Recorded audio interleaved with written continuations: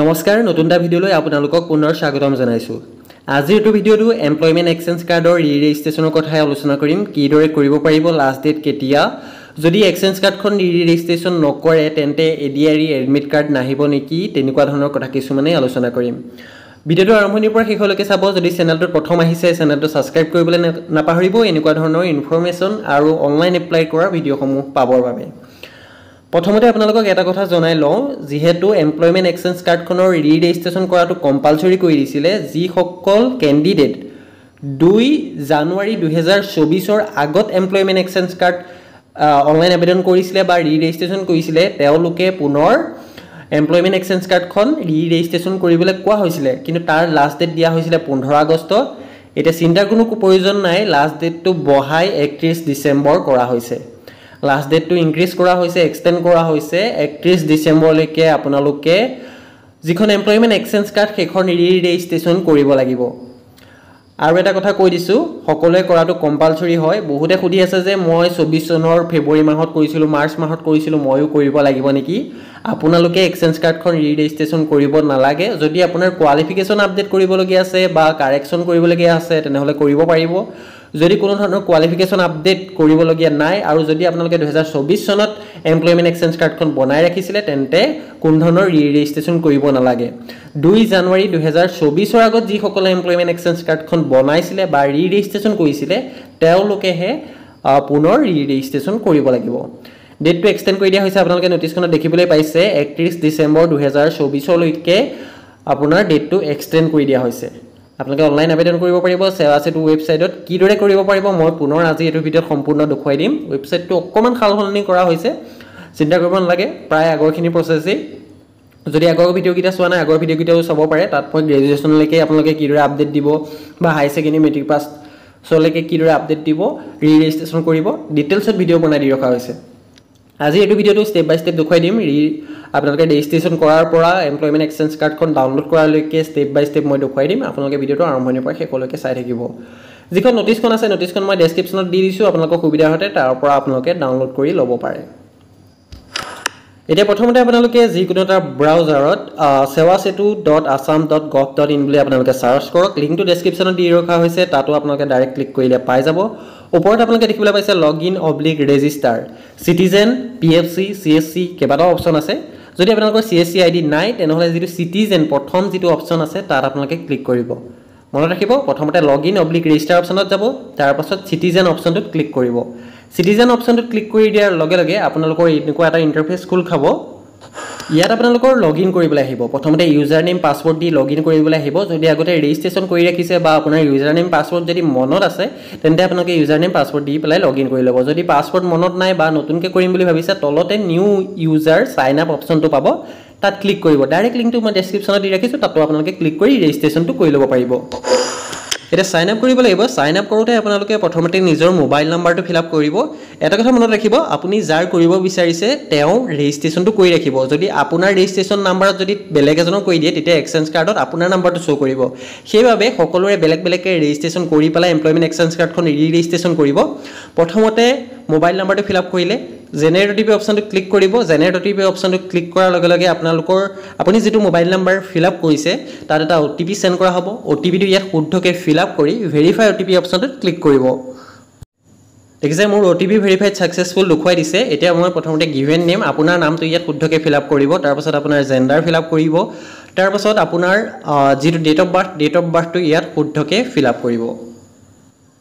তাৰ পাছত আহিব পাৰ্সোনেল মেছেজ। পাৰ্সোনেল মেছেজত আপোনালোকে নিজৰ নামটো দিব পাৰে, আপোনালোকে যিকোনো এটা পাৰ্সোনেল মেছেজ দিব পাৰে, ইমান ইম্পৰ্টেণ্ট নহয়। যেতিয়া আপোনালোকে লগইন কৰিব, লগইন কৰোঁতে আপোনাৰ ডিছপ্লেত পাৰ্সোনেল নেমটো আপোনাৰ শ্ব' কৰিব।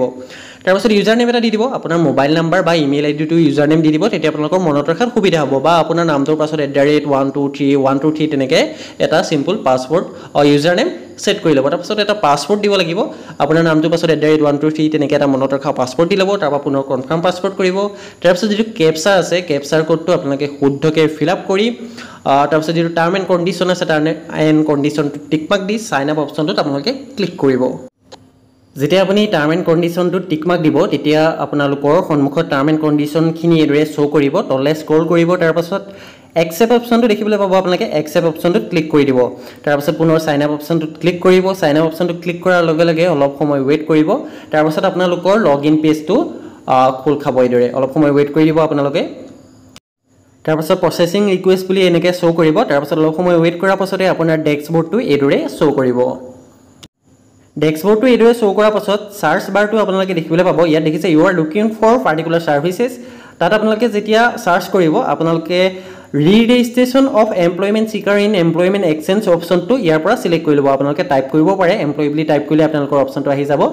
ৰি-ৰেজিষ্ট্ৰেশ্যন of employment seeker in employment exchange সেই অপশনটো আপোনালোকে সিলেক্ট কৰিব তাৰ পাছত সাৰ্চ অপশনটো ক্লিক কৰি দিব তাৰ পাছত আপোনালোকৰ এইদৰে আহি যাব আপোনাৰ ইন্টাৰফেসটো দেখিবলৈ পাইছে re-registration of employment seeker in employment exchange সাইডত আপোনালোকে এপ্লাই অপশনটো দেখিবলৈ পাব এপ্লাই অপশনটো ক্লিক কৰি দিয়াৰ লগে লগে আপোনালোকৰ এপ্লাই কৰাৰ পেজটো খোল খাব অলপ সময় ওয়েট কৰি দিব যেহেতু লাষ্ট ডেটটো এক্সটেন্ড কৰি দিয়া হৈছে আপোনালোকে ধীৰে সুস্থৰে পাছতো কৰি ল'ব পাৰিব তাৰ পাছত ইয়াত শো কৰিব এইদৰে দেখিছে আপোনালোকে এপ্লাই উইথ আধাৰ আৰু এপ্লাই উইদাউট আধাৰ এটা বহুতে কি কৰে উইদাউট আধাৰ অপশনটো ক্লিক কৰে তাৰপা ক'ব ভেৰিফিকেশনৰ বাবে আহিছে মই এটা কি কৰিম আপোনালোকে এপ্লাই কৰাৰ আগত ভালদৰে চাই ল'ব আপোনালোকে এপ্লাই উইথ আধাৰ অপশনটো টিক মাৰ্ক দিব সিলেক্ট কৰি ল'ব ঠিক আছে এপ্লাই উইথ আধাৰ অপশনটো সিলেক্ট কৰিব এপ্লাই উইথ আধাৰ অপশনটো সিলেক্ট কৰাৰ লগে লগে আপোনাৰ যিখন এপ্লিকেশন ফৰ্মখন আপোনালোকৰ খোল খাই যাব দেখিছে এপ্লিকেশন ফৰ্মখন খোল খাই গৈছে মোৰ তললৈ আহিব তাৰ পাছত আপোনালোকৰ আই হিয়াৰবাই ডিক্লেয়াৰ ডেট আপোনালোকে সেই অপশনটো টিক মাৰ্ক দিব তাৰ পাছত আপোনাৰ আধাৰ কাৰ্ডৰ নাম্বাৰটো ইয়াত শুদ্ধকৈ ফিলআপ কৰিব তাৰ পাছত ফুল নেম এজ ইন আধাৰ অৰ্থাৎ আধাৰ কাৰ্ডত আপোনাৰ নামটো যিদৰে আছে ঠিক সেইদৰে ফিলআপ কৰিব যদি আপোনাৰ আধাৰ কাৰ্ডৰ নামটো ভুল হৈ আছে তেনহলে আপোনাৰ এমপ্লয়মেণ্ট এক্সচেঞ্জ খনতো নামটো ভুলকৈ আহিব সেইটো কথা মনত ৰাখিব যদি আধাৰৰ নামটো ভুল হৈ আছে তেন্তে কাৰেকচন কৰি ল'ব তাৰ পাছত আধাৰ কাৰ্ডৰ নাম ফিলআপ কৰাৰ পাছত ভেৰিফাই আধাৰ অপশনটো ক্লিক কৰিব ভেৰিফাই আধাৰ অপশনটো ক্লিক কৰি দিয়াৰ লগে লগে আপোনাৰ আধাৰ কাৰ্ডত যেটো মোবাইল নাম্বাৰ লিংক হৈ আছে ঠিক আছে আপোনাৰ আধাৰ কাৰ্ডৰ লগত লিংক থকা মোবাইল নাম্বাৰটোতে ওটিপি যাব সেইটো কথা মনত ৰাখিব যদি আপোনাৰ সেই মোবাইলটো হেৰাইছে বা হেতু ৰিচাৰ্জ নাই তেনহলে ওটিপিটো নাযাবও পাৰে তেন্তে আপোনালোকে ৰিচাৰ্জ কৰি ল'ব আধাৰ কাৰ্ডৰ লগত যেটো মোবাইল নাম্বাৰ লিংক হৈ আছে তাত ওটিপি যাব ওটিপিটো শুদ্ধকৈ ফিলআপ কৰি ভেৰিফাই অপশনটোত আপোনালোকে ক্লিক কৰি দিব তাৰ পাছত আপোনালোকৰ এইদৰে শো কৰিব আধাৰ ভেৰিফাইড সাকসেসফুল তাৰ পাছত আপোনালোকৰ এমপ্লয়মেণ্ট এক্সচেঞ্জ কাৰ্ডৰ নাম্বাৰটো ফিলআপ কৰিব লাগিব যেটো ৰেজিষ্ট্ৰেচন নাম্বাৰ আছে এটো ফিলআপ কৰিব লাগিব আপোনাৰ যিখন পুৰণা অনলাইন এক্সচেঞ্জ কাৰ্ড তাত আপোনালোকৰ ৰেজিষ্ট্ৰেচন নাম্বাৰটো দিয়া থাকে তাৰ পৰা চাই পেলাই আপোনালোকে ইয়াত বহু তেনেকে এমপ্লয়মেণ্ট এক্সচেঞ্জ কাৰ্ডৰ নাম্বাৰটো ইয়াত ফিলআপ কৰিব তাৰ পাছত গেট ডাটা অপশনটো আপোনালোকে সাইডত দেখিবলৈ পাইছে গেট ডাটা অপশনটোত আপোনালোকে ক্লিক কৰি দিব গেট ডাটা অপশনটো ক্লিক কৰি দিয়াৰ লগে লগে আপোনাৰ এপ্লিকেন্ট ডিটেইলছখিনি শো কৰিব ইয়াত আপোনাৰ নাম gender mobile number email ID এইখিনি আপোনালোকৰ শো কৰিব দেখিছে আপোনালোকে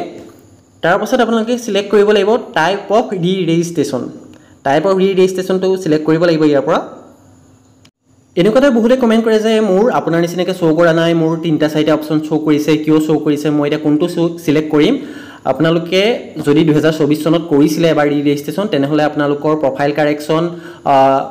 প্ৰফাইল আপডেট কোৱালিফিকেশন আপডেট তেনেকুৱা ধৰণৰ অপশন কিছুমান শো কৰিব যদি প্ৰথমবাৰ কৰিছে তেনেহলে application details update oblique correction কেৱল এটা অপশনে শো কৰিব ঠিক আছে যদি আপোনালোকৰ কিবা কাৰেকচন আপডেট কৰিবলগীয়া আছে তেনেহলে আপোনালোকৰ 3টা 4টা অপশন শো কৰিব তাৰ পৰা আপোনালোকে কৰি ল'ব সিলেক্টটো তাৰ পাছত নেক্সট কৰাৰ পাছতে আপোনাৰ পাৰ্সোনাল ডিটেইলছ যিখিনি আগতে ফিলআপ কৰিছিলে সেই ডাটাখিনি আপোনালোকৰ ইয়াত শো কৰিব আপোনালোকে যদি ইমেইল আইডিটো চেঞ্জ কৰিব পাৰে যদি আগতে ইমেইল আইডিটো দিয়া নাছিলে তেনেহলে নতুন ইমেইল আইডিটো দি ল'ব যেহেতু ইমেইলটো এটা ওটিপি সেন্ড কৰা হয় আৰু ইমেইলটো কম্পালসৰি হয় ইমেইল আইডিটো আপোনালোকে ফিলআপ কৰিব যদি আপোনালোকে আগতে ভুল ইমেইল আইডি বা আপোনাৰ বেলেগৰ ইমেইল আইডি ভৰাই থৈছিলে তেনেহলে কাৰেকচন কৰি ল'ব পাৰিব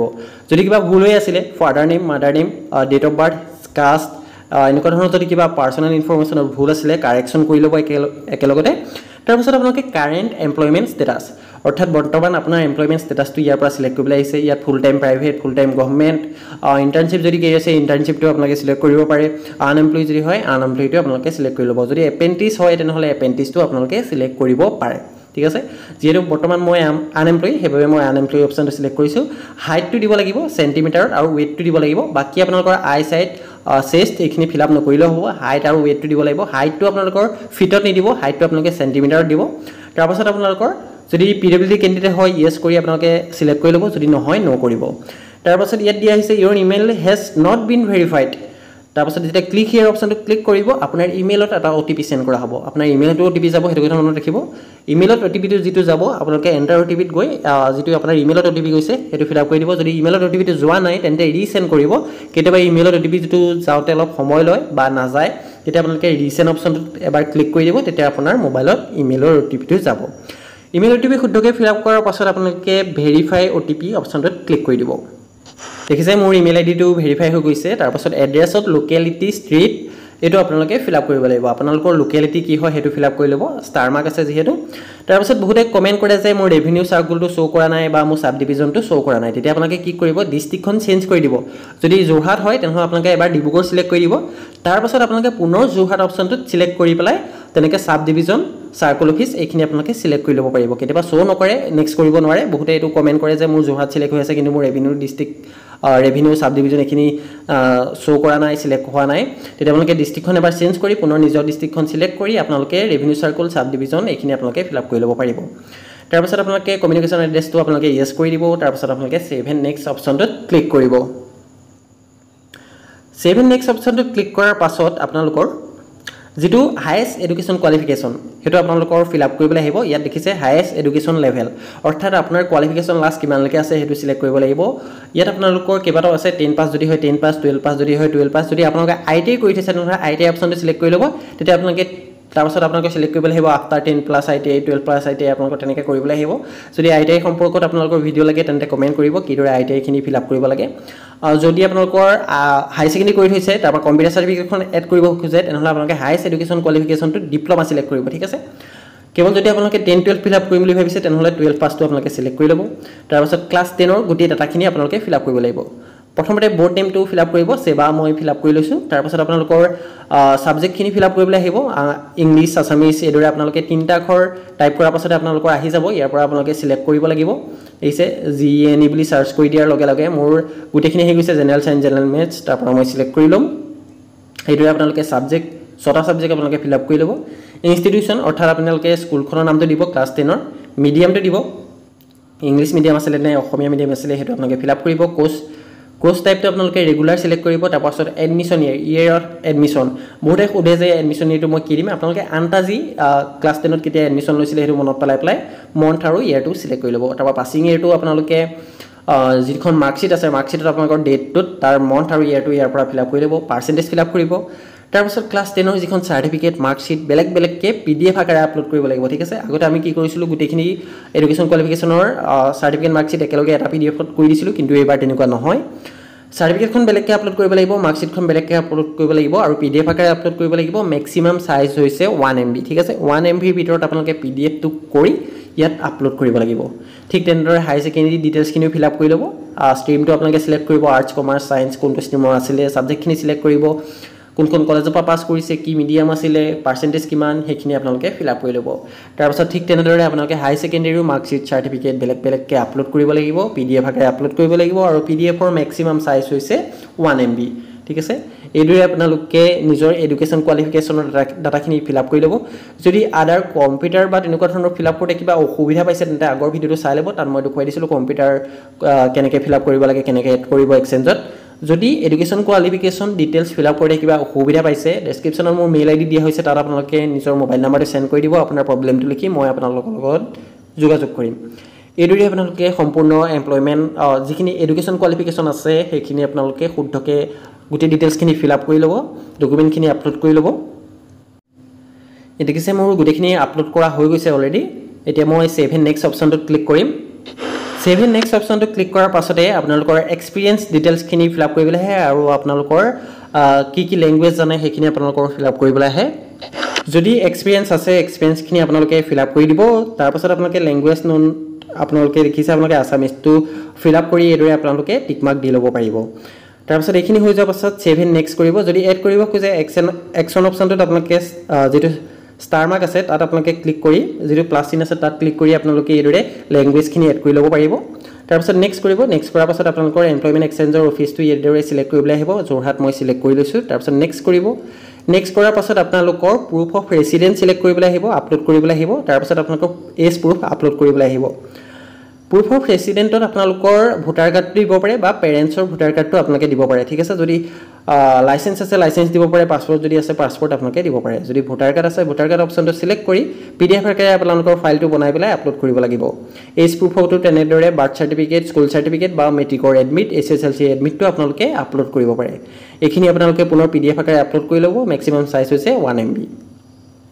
গুটেখিনি ফিল আপ কৰি হোৱা পাছত সেভ এণ্ড নেক্সট অপশনটোত আপোনালোকে ক্লিক কৰি দিব সেভ এণ্ড নেক্সট অপশনটো ক্লিক কৰি দিয়াৰ লগে লগে registration of employment seeker in দেখিছে আপোনালোকে সম্পূৰ্ণ ফৰ্মখন আপুনি যি ফিল আপ কৰিছিলে সম্পূৰ্ণ ফৰ্মখন প্ৰিভিউ কৰিবলৈ আহিব ভিউ এণ্ড ডাউনলোড অপশনটোত গৈ আপোনালোকে ডকুমেণ্টখিনি চেক কৰি ল'ব পাৰিব এবাৰ দুবাৰ ভালদৰে আপোনালোকে চাই ল'ব ফাইনেল সাবমিট কৰাৰ আগত ঠিক আছে যদি কিবা ভুল হৈ আছে তলতে আপোনালোকে এডিট অপশন পাব এডিট অপশনত ক্লিক কৰি আপোনালোকে এডিট কৰি ল'ব পাৰিব যদি সকলো ঠিকে আছে ফাইনেল সাবমিট অপশনটো ক্লিক কৰিব ফাইনেল সাবমিট অপশনটো ক্লিক কৰি দিয়াৰ লগে লগে আপোনাৰ এমপ্লয়মেণ্ট এক্সচেঞ্জ কাৰ্ডখন জেনেৰেট হৈ যাব দেখিছে এইদৰে আপোনালোকে অতি সহজতে ঘৰতে আপোনালোকে মোবাইল বা ল্যাপটপত আপোনালোকে এমপ্লয়মেণ্ট এক্সচেঞ্জ কাৰ্ডখন ৰেজিষ্ট্ৰেচন কৰি ল'ব পাৰিব কেৱল মাত্ৰ ডেট অফ ৰেজিষ্ট্ৰেচনটো চেঞ্জ হ'ব দেখিছে মোৰ ডেট অফ ৰেজিষ্ট্ৰেচনটো আজি ডেটটো শো কৰিছে বাকি আপোনালোকৰ এমপ্লয়মেণ্ট এক্সচেঞ্জ কাৰ্ডৰ যেটো নাম্বাৰ ৰেজিষ্ট্ৰেচন সেইটো আপোনালোকৰ সেম থাকিব ঠিক আছে এইদৰে আপোনালোকে অতি সহজতে এমপ্লয়মেণ্ট এক্সচেঞ্জ কাৰ্ডখন ৰেজিষ্ট্ৰেচন কৰি ল'ব পাৰিব তলে স্ক্ৰল কৰি ডাউনলোড অপশনটো পাই যাব ডাউনলোড অপশনটো ক্লিক কৰি দিয়াৰ লগে লগে আপোনাৰ পিডিএফটো ডাউনলোড হৈ যাব যদি মোবাইলত কৰি আছে যদি ল্যাপটপত কৰি আছে তেনেহলে আপোনালোকৰ পিডিএফটো এইদৰে আহি যাব আপোনালোকে সেভ কৰি ল'ব এইদৰে আপোনালোকে অতি সহজতে এমপ্লয়মেণ্ট এক্সচেঞ্জ কাৰ্ডৰ ৰেজিষ্ট্ৰেচন কৰিব পাৰিব যদি কৰোতে কিবা অসুবিধা পায় মেইল আইডি দিয়া হৈছে তাত যোগাযোগ কৰিব পাৰে বা কমেন্টত আপোনালোকে কমেন্ট কৰিব পাৰে ঠিক আছে 31 ডিসেম্বৰলৈকে লাষ্ট ডেট বহাই দিয়া হৈছে যিমান পাৰে সোনকালে আপোনালোকে কৰি ল'ব আৰু বহুতে কৈ আছে যে এডিআৰই এডমিট নাহিব ৰেজিষ্ট্ৰেচন নকৰিলে তেনেকুৱা ধৰণৰ কোনো কথা নাই যেতিয়াই পাৰে যেতিয়াই সুবিধা হয় আপোনালোকে সোনকালে এমপ্লয়মেণ্ট এক্সচেঞ্জ কাৰ্ড খনি ৰেজিষ্ট্ৰেচন কৰি ল'ব আজিৰ ভিডিঅটো ইমানে আছিল যদি ভিডিঅটো চাই অলপ হলেও উপকৃত হৈছে চেনেলটো সাবস্ক্ৰাইব কৰিবলৈ নাপাহৰিব ধন্যবাদ